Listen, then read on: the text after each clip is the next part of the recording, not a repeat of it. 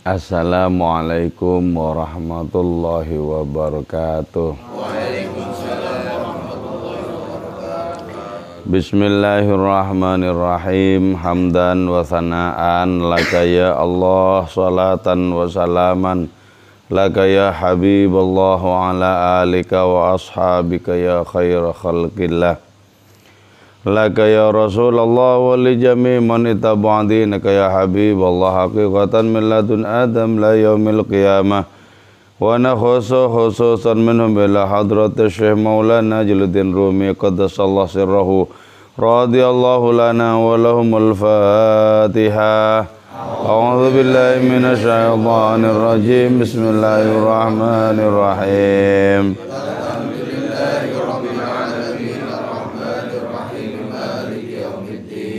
Iyyaka na'budu wa iyyaka nasta'in ihdinas siratal mustaqim. Shiratal ladzina an'amta 'alaihim ghairil maghdubi 'alaihim waladdallin. Litaqarrubina ila Allah ta'ala li mahabbatina ila Rasulillah sallallahu alaihi wasallam li salamatina fid dini wad dunya wal akhirah li qada'i duyunina li qada'i hajatina min hawaijid dunya wal akhirah li taysir arzaqina halalan thayyiban mubarakan katsiran wa sa'a li sihhati ajsadina wa qulubina li syamradina zahiran wa batina li damil balaya wal mihan wal fitan wal amrad wal asqam wa limanabi'ina li masalihina li ahli baitina wa auladina wa dhurriyyatina wa jiwarina wa asdiqaina wa jami'il muslimin wal muslimat wal mu'minin wal mu'minat al ahya'i minhum wal amwat wa li'azzil islam wal muslimin bi judika ya Allah bi syafaati nabiyyika ya Allah bi barakati awliyaika ya Allah wa bi asraril Fatihah. A'udzu billahi minasy syaithanir rajim. Bismillahirrahmanirrahim.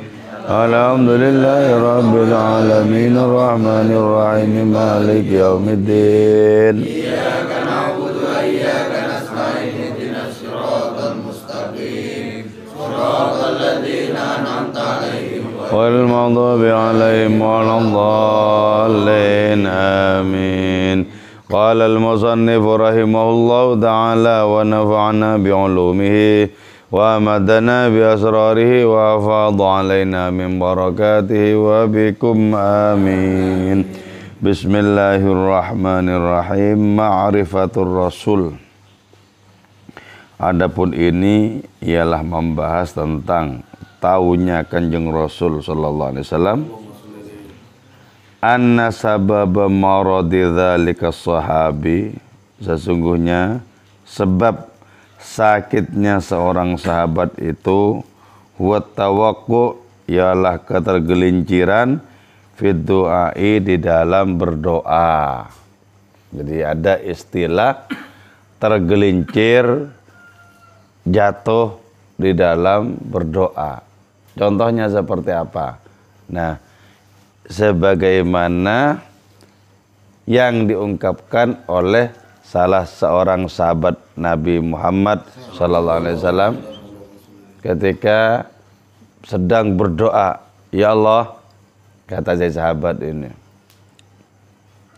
kalau di akhirat kelak saya mesti menanggung azab dan penderitaan, tolong turunkan sekarang di kehidupan dunia agar kelak tidak terlalu berat. Nah, ini doa tergelincir ini. Doa yang tidak semestinya. Jadi kalau di akhirat kelak mesti menanggung penderitaan dan siksaan, ya tolong dicicil sekarang. Ini kan gak benar. Yang benar tuh gimana? Ya Allah, tolong di dunia ini saya dijadikan bahagia, di akhirat bahagia, gitu loh. Nggak main cicil-cicilan perkara siksaan kok.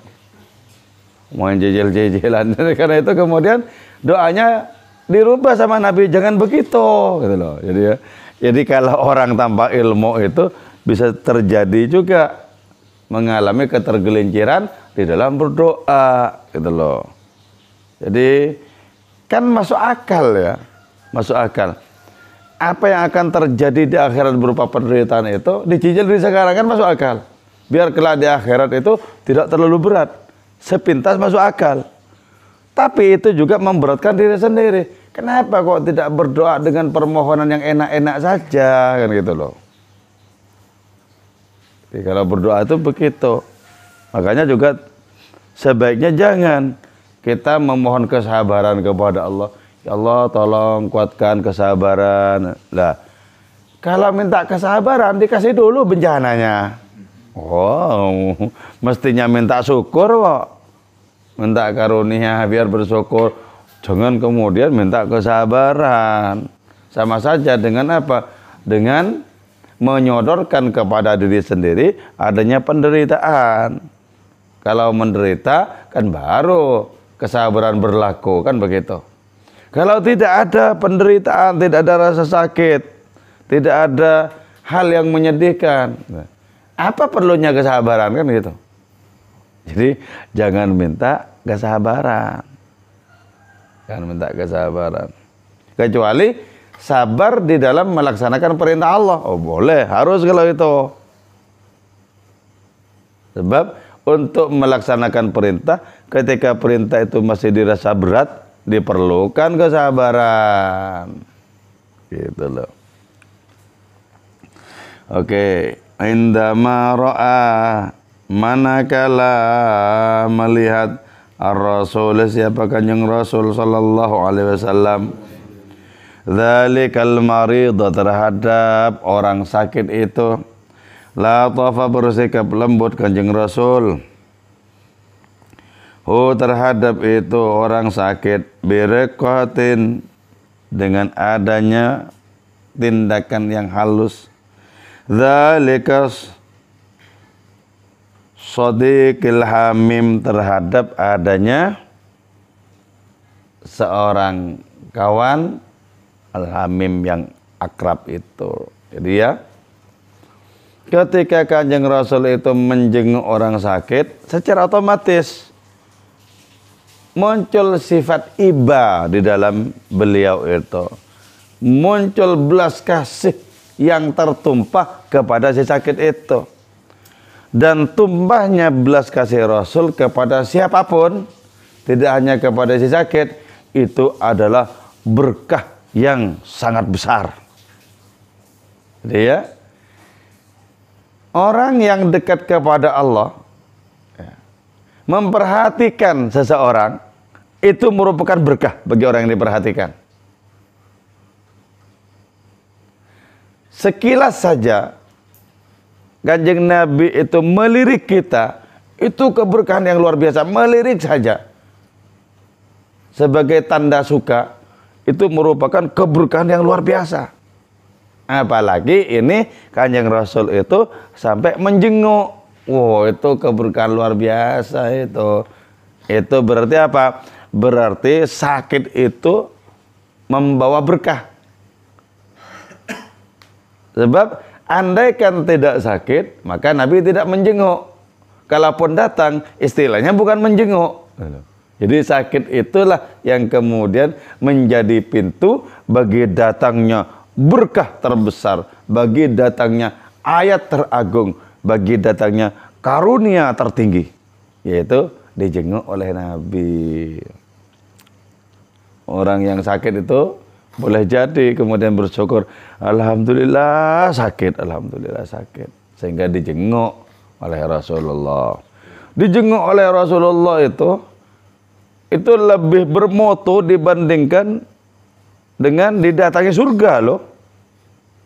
Didatangi surga, surga menawarkan diri, jauh lebih bermutu dijenguk Kanjeng Rasul. Kenapa? Surga itu hanyalah merupakan bagian dari adanya kenikmatan tertinggi, yaitu Rasulullah Sallallahu Alaihi Wasallam. Jadi beliau menambahkan adanya sikap lembut ketika menjenguk itu, adanya sikap yang penuh dengan belas kasih. Orang yang sakit itu bisa saja kemudian terheran-heran, siapakah ini sesungguhnya yang telah menjenguk aku? Dari saking tertumpah ruahnya sikap belas kasih Nabi kepada si sakit itu. Boleh jadi juga suatu hari si sakit ini ketika sudah sembuh, boleh jadi pengen sakit lagi. Kenapa? Dijenguk oleh Nabi. Oh, dijenguk Nabi itu kegembiraan luar biasa loh ya. Kegembiraan luar biasa sampai dijenguk Nabi itu. Dan itu dijenguk Nabi itu bisa tanpa diapa-apain langsung sembuh itu. Dari saking apa? Dari saking gembiranya. Bayangkan ya, ketika menulis burda, Imam Busiri itu dalam kondisi lumpuh, stroke. Sampai kepada bait agak terakhir, yaitu wa mundzu alzamtu afkari madaihahu wajadtuhu li khalasi khaira multazimi. Semenjak aku kerahkan pikiran-pikiranku untuk memuji Kanjeng Rasul, aku mendapatkan Kanjeng Rasul itu adalah orang yang paling bertanggung jawab terhadap keselamatanku. Datang langsung Nabi. Yaqzatan, bukan dalam mimpi, dalam keadaan sadar datang Nabi. Dari saking gembiranya menyambut datangnya sang Nabi, lupa sama penyakitnya. Setelah menyebut Kanjeng Rasul, tidak ada bekasnya sedikit pun rasa sakit itu. Seperti tak pernah sakit Imam Busiri itu. Oh ya, hebat kan? Jadi sakit itu bisa hilang dengan hanya dijenguk oleh Kanjeng Rasul. Sakit hilang. Duka lara lenyap, kesedihan hilang. Kalau orang itu dikunjungi oleh Kanjeng Rasul. Makanya walaupun hanya sekali dua kali, kita perlu berharap agar dipertemukan oleh Allah Ta'ala walaupun hanya dalam mimpi. Itu keberkahan luar biasa itu. Famba'atsat, maka muncul fihi, pada diri orang sakit itu, al-hayatu, apa, hidup, kehidupan. Jadi langsung seger itu loh. Dijenguk Nabi langsung seger. Yang semula redup ya, yang semula dirundung rasa sakit tidak karu-karuan itu langsung seger. Ada tanda-tanda hidup di situ, langsung semangat langsung. Indama ra'a, manakala melihat itu orang ar-rasul, kepada Kanjeng Rasul sallallahu alaihi wasallam, wa ka'anna dzalika nafasa, dan seakan-akan nafas Kanjeng Rasul di dekat orang itu, qad khalaqa, sungguh telah menciptakan itu nafas kepada itu orang, seolah-olah orang itu baru diciptakan itu loh. Hidup aku kalau sekarang hidup gitu loh. Jadi ya, kita bayangkan betapa berkah melimpah ruah pada diri Rasulullah itu. Tidak hanya untuk diri beliau, tapi untuk siapapun yang berjumpa dengan beliau, untuk siapapun yang dikunjungi oleh beliau, untuk orang sakit apapun yang dijenguk oleh beliau. Berkah beliau melimpah ruah. Dan sekarang, walaupun kita hidup di abad-abad yang jauh dari beliau, sangat dimungkinkan kita itu ditemui. Sangat dimungkinkan. Bahkan secara hakikat ya, ngaji ini ada itu karena syafaatnya. Kalau tidak karena syafaatnya, kita tidak akan pernah bisa melakukan kebaikan sedikit pun. Tidak akan pernah. Syafaatnya ini. Karena itu rasakan. Rasakan syafaat, rasakan barakah beliau itu. Menjangkau hingga abad-abad yang jauh. Menjangkau hingga tempat-tempat yang jauh. Betapa hebatnya manusia pilihan, manusia sempurna, yang tak lain adalah Nabi kita semua, Nabi Muhammad sallallahu alaihi wasallam. Hebat. Wa qala, dan mengatakan itu si sakit, laqad manaha, sungguh telah memberi Nih kepadaku al-maradu apa sakit, memberi apa? Hadzal iqbal terhadap kunjungan ini. Jadi ya, rasa sakit itu ternyata dijadikan pintu oleh Allah Ta'ala untuk berkunjungnya Kanjeng Nabi ke si sakit. Coba kalau begitu sakit kemudian itu perlu disyukuri kalau begitu. Kenapa? Sudah menjadi sebab bagi diperolehnya karunia tertinggi. Jadi kalau begitu nggak apa-apa sakit. Gantinya sakit jauh lebih besar. Sama dengan misalnya ya perumpamaannya itu. Kita nggak masalah kehilangan uang 1 juta, 2 juta nggak masalah. Tapi setelah itu dapat 2 miliar nggak masalah. Malah pengen hilang lagi kalau begitu. Pengen hilang lagi. Gantinya lebih besar kok gitu loh ya. Enggak usah Kanjeng Rasul. Saya pernah dimintain HP sama Gus Keli. HP itu masih baru dulu, harganya 300.000. Masih baru. Malam-malam jam 2 dini hari itu datang ke rumah kontrakan Gus Keli. Saya temui, terus kemudian beliau bilang, "Pak Gus, HP ini jenengan kangge kula nggih?" "Nggih," langsung gitu. Langsung. Nah, si Kang Faisal sopirnya Gus Keli bilang kemudian, "Lah, mangke Pak Agus ngangge nopo? Halal, ikhlas tak gitu nih." Udah dibawa sama Gus Keli. Besoknya pas siang-siang jam 12-an ada orang ngasih uang 600.000. 2 kali lipat dari harga HP itu. Nah, kalau begitu kan malah pengen sering-sering Gus Keli minta loh. Gitu. Nggak masalah, cuman hilang 300 gantinya 600 kan gitu toh. Loh. Cuman hilang kesehatannya si sakit ini kan. Kehilangan kesehatannya, tapi dapat rezeki terbesar. Orang yang paling tercinta di hadapan Allah Ta'ala, di hadapan manusia. Nggak masalah sakit. Sakit itu akan berubah menjadi kenikmatan seketika. Nggak masalah. Makanya kita berjerih payah di jalan Allah Subhanahu wa Ta'ala. Enggak usah risau, gantinya lebih besar nanti. Gantinya lebih besar. Gak apa-apa berjerih payah, sakit-sakit sedikit, sakit-sakit banyak juga gak apa, asalkan bisa menanggung, gak masalah. Nanti gantinya lebih besar itu. Kita berarti dengan demikian berniaga dengan Allah, berbisnis dengan Allah.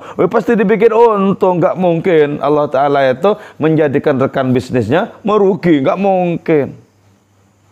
Nggak mungkin. Jadi nggak masalah ya. Sakit, menderita, dan lain semacamnya. Kalau itu kita tempuh demi ikhtiar kita untuk mendapatkan cinta ilahi, nggak masalah. Nggak masalah. Jadi makanya si sakit ini kemudian bilang, sakit telah memberikan kepadaku adanya kunjungan makhluk termulia. Hebat.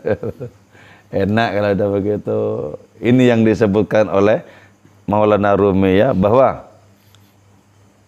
dengan cinta kerikil-kerikil berubah menjadi emas. Ini loh maksudnya. Kerikil-kerikil itu kan simbol dari segala sesuatu yang tidak enak, yang ketika kita injek sakit kaki kita kan. Tapi karena cinta kepada Allah Ta'ala berubah menjadi emas kerikil-kerikil itu. Dengan cinta, duri-duri berubah menjadi melati. Itu berarti apa? Penderitaan itu bisa dirubah menjadi kenikmatan kalau kita tempuh di jalan hadiratnya. Gak usah khawatir. Gak usah khawatir. Irja'a, karena telah datang ilayya kepadaku hadza sultan. Siapa? Sultan cinta, yaitu Nabi itu loh. Sultan rohani itu. Wow. Hebat. Hebat.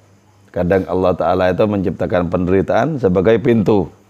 Pintu bagi adanya keagungan. Pintu bagi adanya kemuliaan. Karena itu orang menempuh riyadhah, menempuh suluk itu identik dengan menempuh kegetiran demi kegetiran. identik dengan menempuh kegetiran, enggak masalah. Allah itu maha kuasa untuk menyolap, merubah kegetiran menjadi kenikmatan paling puncak. Enggak masalah. Fi hadza sabah, di pagi ini, hatta na'imtu bisihhati wal afiyah, sehingga menikmati aku bisihhati dengan kesehatan, wal afiyati dan keafiatan. Sehat wal afiyat. Sehat itu konotasinya fisik. Kalau afiat itu konotasinya pikiran, hati, itu afiat. Karena itu kalau ada orang yang sehat tapi membangkang, itu bukan sehat wal afiyat itu. Bukan.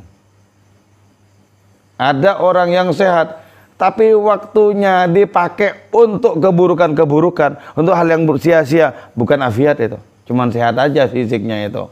Sebenarnya batinnya sakit itu. Jadi yang disebut sehat walafiat itu lahir dan batin sehat. Itu namanya sehat walafiat. Nah, sehat lantaran apa? Mengkudumi hadzal malik. Lantaran datangnya raja di raja rohani. Sehat langsung. Bila hasyatin, dengan tanpa pengiring. Maksudnya kalau pakai pengiring itu kan bisa ribut oleh pengiring-pengiringnya itu kan gitu. Bisa sangat terbatas. Ini enggak, tanpa pengiring langsung datang. Dan si sakit ini bisa menikmati sepenuh-penuhnya datangnya sang nabi itu. Gitu ya. Ayo, karena itu kita terobos rintangan-rintangan di dalam diri kita. Apa itu? Ya, redup-redup, gelir-gelir itu, terobos itu, terobos. Sedikit menderita itu enggak masalah. Wong cuman kurang tidur sedikit kok. Besok habis subuh sudah sekelar-kelarnya. Makanya jam segini harus kita tahan. Habis zuhur tahan. Oh gini itu loh. Tanda istiqdad namanya, kesiapan. Kita itu mendapatkan sesuatu karena kita siap untuk menerima. Kalau nggak siap, gelir-gelir itu ya nggak seberapa dapatnya. Gitu loh. Namanya istiqdad, kesiapan kan gitu. Cari caranya apa saja. Yang penting nggak gelir-gelir, mau ngerokok, nggak apa itu loh. Cari caranya. Saya takut kalau dilihat orang gelir itu. Gelir-gelir nggak? Ya, coba pasang wajah itu yang semangat dan agak tersenyum itu. Ini serem itu. Jadi seperti tak tersentuh oleh kata-kata. Diem. Dirubah yang agak senyum, semangat itu loh. Reza satu-satunya itu bikin takut loh kalian itu. Yang inilah yang semangat gitu loh. Wah, tapi jangan terlalu serem, aku takut. Jadi yang ada semua senyumnya gitu loh. Jadi kan semangat gitu maksudnya gitu. Itu yang saya takutkan. Jadi dirubah lah dikit penampilan itu ya. Nah, yang menunjukkan semangat. Nah, gitu. Oh, dia tetap begitu, ngeri aku ya. Fayalahu min maradin wa ta'abin wa humadha barakatin. Fayalahu, oh wahai itu orang memaradin, disebabkan oleh sakit, wa ta'abin dan capek, wa huma dan demam, dzata barakatin yang memiliki berkah. Wah, orang itu sakit, orang itu capek karena orang sakit itu cepat capek, pikirannya capek dan lain semacamnya. Karena itu kalau ada orang sakit marah-marah itu bisa dimaklumi. Kenapa capek itu sebenarnya? Capek. Kecuali orang-orang tertentu ya dari kalangan para sufi, ada di antara mereka itu yang sakit itu tidak pernah mengatakan ini masaniyad durruh. Ya Allah, aku tertimpa sakit. Tidak ngomong begitu loh. Kenapa? Menikmati adanya takdir itu. Dari saking kuatnya hati menerima, gitu loh. Dari saking kuatnya hati menerima. Ya. Jadi kalau begitu ya, sebagaimana yang dialami oleh salah seorang sahabat Nabi itu sangat menguntungkan. Adanya sakit, adanya capek, adanya demam, sangat menguntungkan. Kenapa? Ketika orang itu dikunjungi oleh sang Nabi, jadi penuh berkah sakitnya itu. Jadi penuh berkah. Itu merupakan lompatan di dalam kemuliaan. Wa lahu min alamin sungguh bagi orang itu yang sakit min alamin lantaran derita mubarakin yang diberkati wa sahri lailin dan tidak tidur malam hari. Jadi adanya penderitaan itu diberkati itu. Kalau jelas penderitaan itu diberkati, maka rebutlah penderitaan itu. Yang jangan kita rebut itu penderitaan hanya melahirkan sengsara. Jangan itu. Jangan diambil kalau begitu. Tapi kalau penderitaan itu kita tahu nanti akan diganti oleh keberkahan, ambil itu. Ambil. Gitu loh. Jadi kalau gantinya ternyata nanti sangat menguntungkan kita, ambil, lakukan itu. Jadi ada penderitaan yang diberkati. Sama dengan melek malam. Melek malam itu enggak enak bagi jasad, itu enggak enak. Enggak enak. Menciptakan seseorang di pagi hari cuma ngelokro aja, enggak enak. Tapi ketika di melek malam itu sudah mulai tumbuh sayap-sayap cinta kepada Allah Ta'ala, maka melek malam itu menjadi sangat mengasihkan. Menjadi sangat mengasihkan. Secara lahir ya merugikan. Kenapa? Karena kita akan tersaruk-saruk, terkantuk-kantuk, nggak enak melek malam itu. Tapi ketika dengan melek malam itu Allah Ta'ala menumbuhkan benih-benih cinta ilahi dalam hati kita, betapa melek malam itu kemudian diburu. Itulah sebabnya banyak para sufi itu memburu berkobarnya api cinta dengan cara melek malam. Melek malam. Jadi karena itu ya ini sebenarnya penting tradisi seperti ini dilanjutkan di luar bulan Ramadan. Tapi di luar bulan Ramadan itu betapa abotnya. Wah, abot-abotnya. Ini kita bisa melek berkah Ramadan ini. Berkah Ramadan. Wah, angel banget ya. Sudah tidur dari jam 9-an, udah tidur. Nanti jam 2:30 bangun burdahan, tersaruk-saruk. Ngalami. Tersaruk. Aduh, itu ya.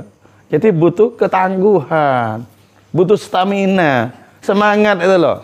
Semangat. Nah, kan begini ya. Badan kita bisa tidak begitu fit. Tapi kalau stamina hatinya fit, yaudah tetap begini. Jadi sebaiknya itu ya, hati jangan ikut-ikutan. Badan tidak begitu fit, hatinya ngelokro, habis sudah tamat. Gitu loh. Jadi kalau orang penuh semangat dengan cinta, biarpun badan tidak begitu mendukung, tetap diajak, ayo badan, ayo, kayak gitu loh. Ya, mestinya seperti itu. Itu mestinya. Jangan sampai hati kita itu kalah semangat berhadapan dengan badan yang tidak begitu mendukung. Kalau kita senang itu ya, kalau kita senang itu, biarpun jasad kita ringkih, kita paksakan kok. Kalau senang.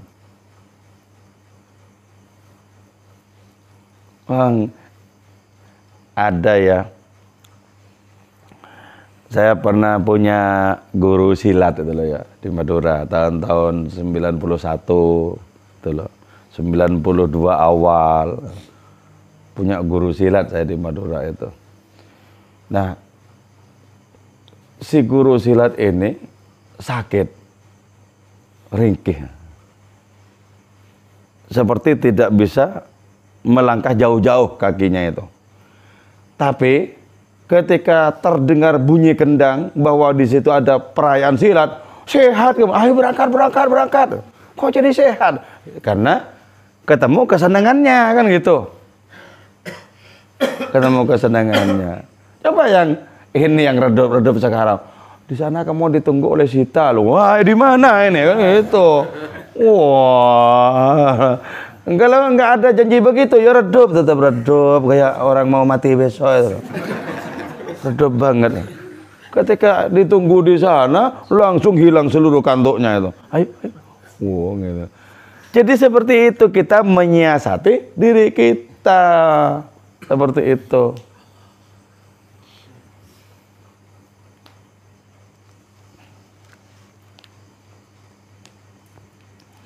Wa fi syaikhukhati minal lutfi wal karam, dan di masa ketuaanku minal lutfi dari adanya kelembutan wal karam dan derma, wahabani memberikan ni kepadaku al-haqqu siapa Allah Ta'ala yang maha benar, mithla hadzal marad terhadap adanya sakit ini, wasakom dan sakit ini. Jadi kemudian merasa seorang sahabat itu, di waktu aku sudah tua seperti ini, ternyata Allah menganugerahkan kepadaku adanya sakit. Dan sakit ini menjadi perantara aku dikunjungi Nabi. Gitu loh. Jadi titik tekannya itu dikunjungi Nabi itu loh. Titik tekannya. Sehingga adanya sakit di masa tua itu tidak direken. Adanya sakit di masa tua itu tidak menggelisahkan hatinya. Kenapa? Itu sarana bagi datangnya Kanjeng Rasul. Gitu. Sarana bagi datangnya Kanjeng Rasul. Nikmat sekali. Idmanahani, karena telah memberikan Allah Ta'ala nih kepadaku waj'an, kepada rasa sakit fi dhuhri, di punggung, hatta la afza, hingga merasa takut aku minan naumi, terhadap itu tidur. Jadi karena Allah memberikan sakit di punggung, aku takut, sebab kalau aku sembarangan tidur bisa makin parah. Akhirnya apa? Aku begadang gitu loh. Begadang, dan begadangnya itu mengantarkan orang ini tadi terhadap hubungan yang baik, relasi yang baik dengan Allah Ta'ala lewat perantara zikir. Jadi kan orang makin tua itu kan makin berkurang tidurnya itu, makin berkurang tidurnya, mana sini sakit situ sakit, tidur juga tidak begitu enak. Nah mending nggak usah tidur. Itu merupakan sarana untuk apa? Untuk mendapatkan karunia yang lebih besar, yaitu berhadapan-hadapan dengan Allah lewat perantara zikirnya itu. Jadi gitu. Tapi kalau orang tidak memiliki stamina rohani yang bagus, sakit itu hanya menjadi sarana bagi lahirnya muring-muring. Muring gak karu-karuan. Muring gak karu-karuan. Padahal yang namanya sakit itu tidak bisa bim salabim kita usir. Pergi, makin menjadi-jadi kan itu. Bahkan dibawa ke dokter bisa tetap menjadi-jadi itu. Jadi nggak takut sama sekali sakit sama dokter. Jadi ini yang kita bahas itu apa? Berbagai macam sarana yang tidak mengenakan untuk mendapatkan kenikmatan rohani. Kulla lailatin, setiap malam, fi muntasifiha, di pertengahan itu malam, hatta la anama, sehingga tidak bisa tidur aku, tawalal laili, sepanjang malam, wa ka'annani, dan seakan-akan aku ini aljamus, ialah seekor kerbau. Jadi sehingga aku tidak bisa tidur. Nah, dibandingkan tidak bisa tidur dan tidak mendapatkan nilai apapun, mending ku pakai tak bisa tidur itu untuk baca sholawat, untuk berzikir, untuk merenungi keagungan Allah Ta'ala gitu. Jadi ternyata apa? Adanya sakit yang menjadikan orang ini tidak bisa tidur, itu menjadi sarana bagi kemuliaan. Sebab kalau tetap bisa menikmati tidur, boleh jadi sepanjang malam tidak ada nilainya itu. Tidak ada nilainya. Jadi karena itu ya, kata Maulana Rumi, engkau yang sudah sukses bermalam-malam dengan tidur mendengkur, jangan diterus-teruskan itu. Jadi kan sukses kita mendengkur setiap malam itu, sukses. Nggak ada rintangan sama sekali. Demi adanya perjumpaanmu dengan malaikat di alam kubur, jangan banyak tidur di malam hari. Demi saat-saat yang sangat menentukan ketika engkau sakaratul maut, di situ keselamatanmu ditentukan, nestapamu ditentukan, jangan banyak tidur. Jadi dicarikan adanya berbagai macam kegiatan yang menjadikan kita itu bisa mengarungi malam. Gitu. Kalau tidur sudah ahli kita, sudah ahli, nggak usah dilanjut-lanjutkan, diterus-teruskan. Sudah ahlinya dari dulu, bertahun-tahun bahkan lamanya. Jadi tahan. Nah, kalau kita punya semangat bisa kok. Jadi yang terpenting berarti apa? Ciptakan semangat. Itu yang akan menjadikan diri kita melek. Semangat itu. Semangat. Coba misalnya ya, laki-laki perempuan baru kenalan, makin lama makin akrab gitu. Itu dari jam 9 sampai jam 1, lama apa sebentar? Sebentar banget. Sebentar banget. Ya, karena menyala hatinya. Kan gitu. Nah, karena itu rubah. Jangan dipahami secara struktural antara hubungan kita dengan Allah, Tuhan dan hamba, jangan. Coba belajar memahami hubungan kita dengan Allah Ta'ala itu relasi kekasih dengan pecinta. Kekasih dengan pecinta. Nah, dipahami seperti itu, kita akan menjadi sangat bergairah di dalam menyembah Allah Subhanahu wa Ta'ala, karena posisinya Allah itu Maha Kekasih. Kita belajar untuk senantiasa mengobarkan api cinta kepada hadiratnya. Belajar terus begitu. Jadi jangan gampang redup ya di dalam kehidupan ini, jangan gampang redup. Sebab boleh jadi kalau sudah redup itu menyalakannya itu akan sulit. Menyalakan. Ya kalau seperti kayu yang kering gampang dinyalakan. Kalau posisinya seperti kayu habis dikena hujan gimana? Habis 2-3 korek itu. Habis. Tetap nggak nyala-nyala. Dikorek nggak nyala, dikorek nggak nyala. Lama-lama rusak koreknya. Rusak koreknya gitu loh. Jadi jadikan diri kita itu memiliki istiqdat atau kesiapan. Ibaratnya sekali korek langsung berkobar kan gitu. Sekali korek berkobar. Wahabani, menganugerahkan nih kepadaku Allah, siapa Allah, alaman terhadap penderitaan-penderitaan. Itu lantaran apa? Min lutfihi, karena Allah bersikap lembut kepada kita. Jadi bukti Allah bersifat lembut kepada kita diantaranya adalah memberikan sakit. Sebab dengan sakit itu kita kemudian menjadi orang yang berlari menuju Allah Ta'ala. Kalau tidak sakit, diem saja. Dipanggil diem. Dipanggil nggak noleh, nggak sakit. Ketika dikasih sakit, belajar kemudian orang ini berkeluh kesah kepada Allah. Ya Allah, ya Allah, ya Allah katanya kan. Berkeluh kesah. Sebelum ada masalah nggak berkeluh kesah. Itu sifatnya manusia itu. Manusia itu begitu. Kalau nggak ada masalah, tenang-tenang saja. Seperti tidak membutuhkan apapun kepada Allah Ta'ala. Tapi ketika dikasih peristiwa, dikasih sakit, wah itu mulai mendekat. Jadi kalau begitu berarti apa? Sakit itu bisa merupakan pintu bagi rahmatnya.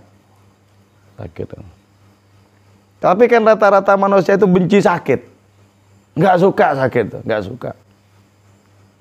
suka. Rata-rata manusia seperti itu. Hanya orang-orang yang tahu bahwa kelembutan Allah Ta'ala kadang berwujud rasa sakit itu, baru kemudian orang ini sadar. Kata kitab Hikam, li khaffif alamal bala minka ilmuka bi annahu huwal mubli. Penderitaanmu itu akan menjadi berkurang, menjadi ringan kalau engkau tahu bahwa yang mengirim penderitaan itu adalah Allah yang juga mengirimkan sehat kepada kita.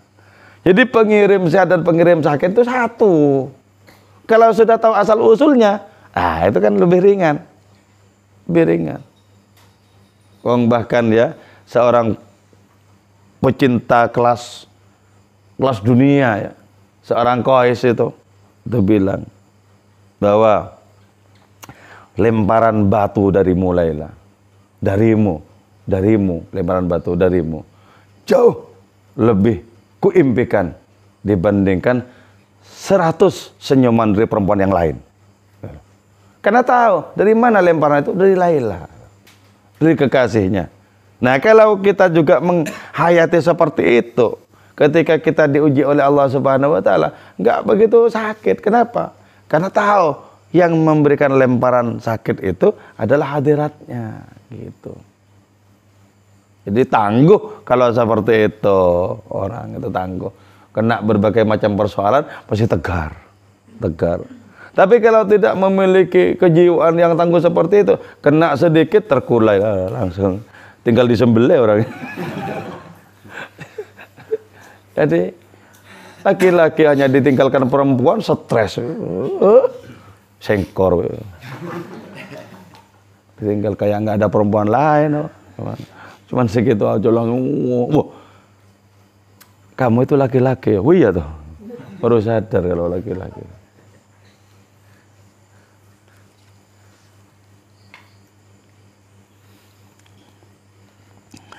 Wa min hadzal inggisar wallahu a'lam bissawab. Moga-moga perjumpaan kita, kajian kita, majelisan kita ini senantiasa bermanfaat dan barokah untuk diri kita semua.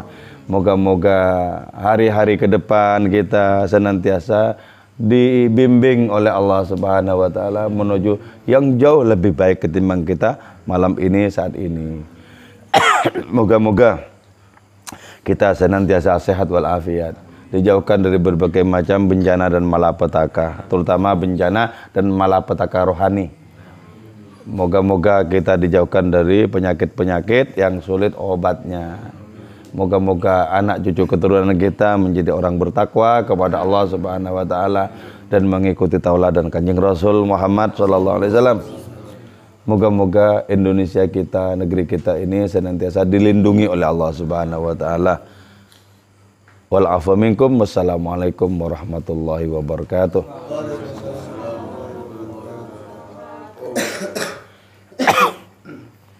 Maulaya salli